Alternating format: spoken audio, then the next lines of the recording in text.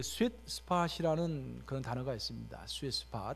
그러니까 우리가 야구라든지 테니스라든지 또 골프라든지 주로 배트와 라켓을 이용해서 하는 그 운동 경기 같은 경우에 그 배트나 라켓의 특정한 부분을 맞으면은 공이 쭉 뻗어나가는 위력 있는 그런 부분을 가르쳐서 우리는 스윗 스팟이라고 하는 것입니다. 절묘하게 비율의 균형을 이루는 그런 장소가 있는데 그것을 감각으로 잘 맞출 수 있는 사람이 바로 게임에서 승리를 하고 인생에서 승리를 하는 것입니다. 만약 누군가가 여러분에게 그러면은 기독교에 있어서 스윗 스팟은 어디인가 또 무엇인가 라고 물어본다면은 여러분은 무엇이라고 답변을 하겠습니까? 아마도 어떤 분은 기독교에 있어서 스윗 스팟은 예수님이다 라고 답변을 할 것입니다. 맞습니까? 또 어떤 분은 십자가다 라고 말을 할 것입니다.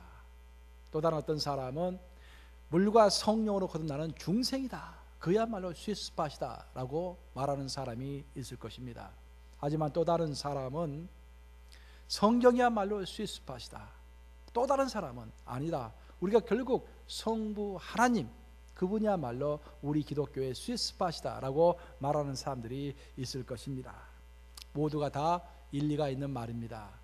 하지만 이것들 하나하나가 절대로 피해갈 수 없는 것, 그 모든 것이 꼭 통과해야 하는 것, 기독교에 있는 모든 것이 피할 수 없이 반드시 통과를 해야만 하는 것, 그 한 가지를 들어서 스윗 스팟을 이야기하라고 한다면 그것이 바로 예수님의 보혈, 예수의 피인 것입니다. 왜냐하면 우리가 예수님 이야기하지만 만약 우리를 위해서 보혈을 흘려주시지 않은 예수님은 우리와 상관이 없는 예수일 뿐입니다. 우리가 십자가 부르짖지만 예수의 보혈이 흘리지 않는 십자가는 무의미한 나무일 뿐입니다. 우리가 중생 이야기하지만 중생은 예수 그리스도의 보혈을 전제로 한 중생을 이야기하는 것입니다. 우리가 성경 이야기하지만 성경은 결국 처음부터 끝까지 우리 예수 그리스도의 보혈의 의미와 능력과 권능을 설명하고 있는 책인 것입니다. 우리가 성부 하나님 이야기하지만 만약에 예수 그리스도의 보혈이 없다면 결코 우리는 하나님 앞으로 나아갈 수 없는 존재들이기 때문에 예수 보혈 없는 하나님은 우리와 멀리 떨어져 있는, 우리와 아무런 상관이 없는 하나님이 될 뿐인 것입니다. 이처럼 예수의 보혈은 신앙의 스윗 스팟이며 이 보혈을 이해하고 우리의 이 보혈을 누릴 때 우리의 신앙은 쭉 뻗어나가는 공과 같은 그런 신앙이 되는 것입니다. 오늘의 본문에 따르면 예수의 피가 우리에게 주는 첫 번째 특권이 있는데 그 특권은 우리로 하여금 담력을 준다고 했습니다. 우리 다같이 한번 따라 하겠습니다. 예수의 피는 우리에게 담력을 준다. 믿으십니까? 우리 다같이 오늘 본문은 스크린을 보고서 19절을 함께 읽도록 하겠습니다. 본문 19절. 그러므로 형제들아 우리가 예수의 피를 힘입어 송수에 들어갈 담력을 얻으나니. 무엇을 힘입어서? 예수의 피를 힘입어서 송수에 들어갈 무엇을? 담력을 얻었나니. 얼마나 놀라운 말입니까? 담력이 무엇입니까? 담력이라는 것은 확신하는 자신감을 담력이라고 합니다. 내가 할 수 있어, 아무리 힘들어도 내가 할 수 있어 라고 마음의 자신감을 가지고 확신하는 것이 담력인 것입니다. 우리가 인생을 살다 보면 어떤 때는 어려운 일을 당하고 어떤 때는 또 억울한 일을 당할 때도 있습니다. 우리가 정말 힘들고 또 정말 억울할 때 만약 대통령이 내 친구라면, 만약 검찰총장이 내 친척이라면 그런 생각이 들 때가 가끔씩 있는 것입니다. 그렇습니까 여러분? 그런 생각이 들 때가 있는 거예요. 하지만 이 세상의 권력자들은 우리를 다 만나줄 수 있을 정도로 한가한 사람들이 아닙니다. 그들은 우리가 아무리 필요로 해도 만나주지 않을 때가 많은 것입니다. 하지만 정말로 놀라운 것은 이 세상의 주인이시여 주관자시여 권세자시여 창조자이신 우리 하나님은 우리가 새벽 2시에 전화를 해도 받아주시고 새벽 3시에 문 열고 들어가도 만나주시는 하나님이라는 것입니다. 왜 그렇습니까? 우리에게는 하나님을 만날 수 있는 패스워드가 있기 때문입니다. 우리가 컴퓨터 할 때 패스워드를 치면은 만나지 않습니까? 우리의 패스워드는 뭡니까? 예수의 피. 그래서 예수님을 새벽 2시에 만나려면 예수의 피 하고 패스워드를 탁 치면은 문이 탁 열리는 것입니다. 이 컴퓨터를 들어가려면은 패스워드가 없으면 컴퓨터 들어갈 수 없잖아요. ASAP라고 치면은 들어갈 수 있는 거예요. 요즘에는 패스워드가 너무 많아가지고 사이트마다 패스워드를 뭐 새롭게 만들라고 그래가지고 제가 비밀번호만 패스워드만 따로 이렇게 워드에다 다 저장을 해놨어요. 70개가 넘어요. 70개가. 그 정도로 요즘에 패스워드가 이렇게 많아가지고 다 외울 수가 없습니다. 그 패스워드를. 하지만 모든 패스워드를 다 잊어버려도 한 가지는 결코 잊을 수 없는 패스워드. 그게 뭡니까? SAP. 따라서 해보시기 바랍니다. SAP. SAP가 바로 우리를 형통케 하는 패스워드인 것입니다. SAP가 우리에게 주는 두 번째 특권은 승리입니다. 따라서 해보시기 바랍니다. SAP가 우리에게 주는 두 번째 특권은 승리이다. 믿으십니까? 우리가 요한계시록 12장을 보면은 요한계시록 12장이 아주 엄청난 이야기가 나옵니다. 요한계시록 12장에서는 하늘나라에서 천사장 미가엘과 그를 따르는 천사들이 한편이 되고 또 사탄과 그를 따르는 타락한 천사들이 한편이 돼가지고 큰 전쟁이 일어난다고 되어 있습니다. 그래서 그것도 큰 전쟁이 일어나는데 사탄 마귀는 전쟁에서 패해서 이 땅으로 내려오게 된 것입니다. 그래서 사탄과 그를 따르는 귀신들, 마귀들은 우리 믿는 자들을 대적하는 것입니다. 하지만 그때 우리 예수님께서는 또 우리 하나님께서는 우리로 하여금 승리의 방편을 마련해 주셨는데 그 사탄 마귀에게 대항할 수 있는 절대적인 무기가 바로 어린 양의 피라라는 것입니다. 우리 다 같이 요한계시록 12장 11절을 한 목소리로 읽겠습니다. 요한계시록 12장 11절 한 목소리로 읽겠습니다. 요한계시록 12장 11절 시작. 또 우리 형제들이 어린 양의 피와 자기들이 증언하는 말씀으로써 그를 이겼으니 그들은 죽기까지 자기들의 생명을 아끼지 아니하였도다. 제가 한번 더 읽어드리겠습니다. 또 우리 형제들이 요한계시록 12장 11절 또 우리 형제들이 어린 양의 피와 자기들이 증언하는 말씀으로써 그를 이겼으니 그들은 죽기까지 자기들의 생명을 아끼지 아니하였도다. 결국 이 말세에 사탄 마귀가 아주 횡행하고 우리를 괴롭히고 으르렁거리는 사자와 같이 산길자를 찾는데 우리가 예수 보혈을 가짐으로 어린 양의 피를 가짐으로 이 전투에서 승리할 수 있다는 것입니다. 여러분들이 전쟁사를 읽어보면은 전쟁의 역사를 읽어보면은 인류 역사상 가장 강한 기병, 즉 말탕 군사들 가장 강한 기병을 가졌던 나라가 두 나라가 꼽히는데 첫째는 여진족들이 만들었던 금나라입니다. 금나라 기병이 아주 유명했습니다. 아울러서 징기스칸으로 대변이 되는 몽골의 기병도 또 아주 유명했습니다. 이 두 개가 쌍벽을 이루는 전 세계를 지배했던 또 한때 인류 역사상 가장 강력했던 기병이라고 평가가 됩니다. 근데 이 두 기병들이 각각의 특징을 갖고 있는 거예요. 금나라 기병들은 완전한 무장입니다. 그러니까 사람은 물론이고 말까지도 두 겹, 세 겹으로 갑옷을 입히는 것입니다. 그래서 완전히 탱크가 되는 거예요. 그래서 웬만한 활이나 웬만한 창으로 찔려도 들어가지를 않는 거예요. 그래서 그 강력한 기병들이 10,000명, 20,000명이 모여가지고 한 지역을 쫙 침범하면은 쑥대밭이 되고 말았던 것입니다. 하지만 이 금나라 기병들에게 있어서 결정적인 약점은 무엇이 되겠습니까? 너무 무거우니까 속도감이 떨어지는 거예요.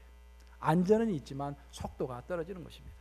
반면에 징기스칸을 대변하고 있는 몽골의 기병들은 정반대 입장을 취합니다. 갑옷은 거의 입지 않았어요. 반면에 속도가 있었던 것입니다. 그래서 그 무서운 속도를 가지고 가는 곳마다 정복을 해서 유럽까지 순식간에 징기스칸이 살아있을 동안에 전 세계를 지배하는 짧은 시간에 전 세계를 지배하는 나라가 되었던 것입니다. 하지만 몽골의 기병들의 결정적인 약점은 뭡니까? 갑옷을 입지 않다 보니까 안전이 떨어지는 것입니다. 이처럼 전쟁에서 승리하기 위해서는 우리는 두 가지를 가져야 합니다. 첫째는 안전이고 둘째는 속도인 것입니다. 그럼 사탄들과 싸우고 있고 사탄들과 전쟁을 벌이고 있는 우리의 입장에서는 무엇이 안전이고 무엇이 속도입니까? 우리 기독인들이 안전을 갖기 위해서는 갑옷을 입어야 하는데 그 갑옷이 바로 예수의 피인 것입니다. 갑옷이 뭐다? 예수의 피다. 우리가 예수의 피로 갑옷을 입을 때, 예수의 피로 옷을 입을 때 사탄 마귀가 우리를 찌를 수가 없는 것입니다. 또 속도는 무엇입니까? 성령의 검인 것입니다. 성령의 검은 무엇이라고 그랬습니까? 에베소서 6장 17절에서 뭐라고 그랬습니까? 말씀. 성령의 검은 말씀인 것입니다. 그 말씀의 검으로 빨리빨리 적을 헤쳐나가는 것입니다. 우리 예수님께서 사탄에게 유혹을 당하셨을 때 무엇으로 물리쳤습니까? 말씀으로 즉각 물리쳤지 않습니까? 그래서 결국 우리 기독인의 삶이라는 것은, 특히 이 말세, 사탄 마귀가 흉흉하는 이 말세 우리 기독인의 삶이라는 것은 두 가지를 갖춰야 하는 삶일 것입니다. 첫째는 예수의 보혈로 갑옷을 입고 손에는 무엇을? 말씀으로 검을 삼아서 전투를 치러야 하는 것입니다. 마지막으로 예수 보혈의 능력을 누리기 위해서는 우리는 모이기를 힘써야 합니다. 따라서 해보시기 바랍니다. 예수 보혈의 능력을 누리기 위해서는 모이기에 힘써야 한다. 여기에 을이라고 해야 하는데 은이라고 써져 있네요. 보니까 예수 보혈의 능력을 누리기 위해서는 모이기를 힘써야 한다. 제가 좀 오타를 했습니다. 여러분들이 아셔야 할 것은 우리는 예수 보혈을 받은 사람입니까? 받지 않은 사람입니까? 이미 받은 사람이에요. 이미 예수 보혈을 받은 사람이에요. 우리는 성령을 받은 사람입니까? 성령을 받지 않은 사람입니까? 이미 성령을 받은 사람이에요. 그래서 예수 보혈을 받고 성령을 받는 것이 문제가 아니라 이미 받은 예수의 보혈과 이미 받은 성령을 누리고 활용하고 그것을 전파하는 것이 중요하다는 것입니다. 그러면 어떻게 해야 그 능력을 누릴 것인가? 오늘의 성경은 놀랍게도 예수 보혈의 능력을 누리기 위해서는 모이기에 힘쓰라라고 성경은 이야기하는 것입니다. 참 놀랍죠. 오늘의 본문을 보시면은 처음에는 쭉 예수 보혈을 이야기하다가 나중에는 모이는 것으로 결말이 나는 것입니다. 옛날에 어떤 사람이 친구로부터 금강을 인수했습니다. 그래서 그 친구가 속여서 판 금강이어가지고 금강을 사서 인수해서 한번 작업을 해보니까 거의 폐강과도 같은 그런 금강이었습니다. 파도 금이 나오지 않는 거예요. 그래서 은행에서는 빚독촉을 시작했고 또 임금을 받지 못한 광부들은 그에게 아주 거칠게 대했습니다. 임금을 내놓으라고. 그래서 이 사람이 너무 낭망이 되고 힘이 없어서 식음을 전폐하고 산에 올라가서 하나님께 기도하기 시작했습니다. 주님, 이것을 어떻게 극복해야 합니까? 그러다가 갑자기 누가복음 5장 4절 말씀이 생각이 나는 것입니다. 깊은 데로 가서 그물을 내려 고기를 잡으라. 그 음성이 들리고 그 음성이 마음에 와 닿으면서 갑자기 이런 생각이 드는 거예요. 계속 팔아. 깊은 데로 가서 계속 팔아. 그 말처럼 자꾸 들리는 거예요. 그래서 이 사람은 용기를 얻어서 내려와서 광부들을 격려해서 계속 파라고 했습니다. 파고 또 팠습니다. 근데 금이 나왔을까요? 파고 또 파도 금이 안 나오는 거야. 그 사람이 내가 잘못 들었나? 라고 거의 포기하는 순간에 갑자기 뻥! 하고 소리가 들리면서 검은 물줄기가 쫙 쏟아져 나오는 거예요. 이게 뭐겠습니까? 석이었던 것입니다. 유전이 발견된 거예요. 파고 또 파니까 유전이 발견됐던 것입니다.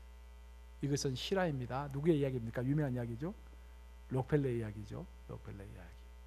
여러분, 이처럼 우리의 신앙은 더 깊게 파고 또 파서 예수 그리스도라는 예수 그리스도의 보혈이라는 그런 유전을 만날 때까지 파고 또 파야 하는 것입니다.